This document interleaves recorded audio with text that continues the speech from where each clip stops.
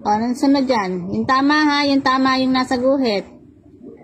Diyan mo na tingnan sa taas. Diyan mo na tularin. O, yan. Next. Ano next? Anong sunod? Mali. Mali. Wala na naman sa guhit yan. Burahin mo yan. Wala sa guhit. Saan? Burahin mo. Wala sa guhit yan.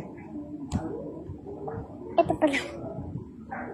Ayan na nga, diba? Yung gagayahin mo. Bababa ko na. Ah, hindi naman yan bura eh. Ginuhitan mo lang. Burahin mo. Delete lang. Oh. Ayusi, ayusi.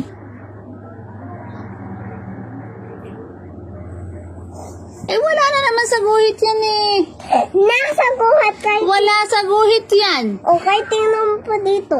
Wala yan sa guhit. Nasa baba yan. Hindi yan letter I.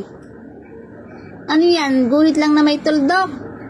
Wala sa guhit. Itapat mo dyan sa letter G. Hindi yan.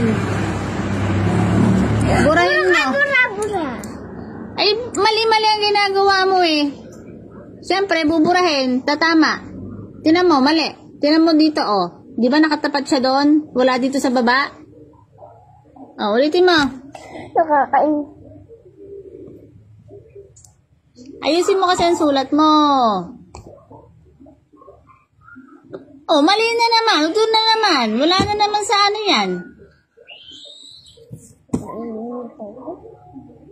Ayoko na sa'yo. Itapat mo dyan sa G, sa bilog. Itapat mo sa bilog. Eh, ayan na lang lagi yung ginamali niya yan. Sa baba yan. Itapat mo dun sa ano. Oh. Ano ba naman itong batang? Tumali nga Tama yan. na kung may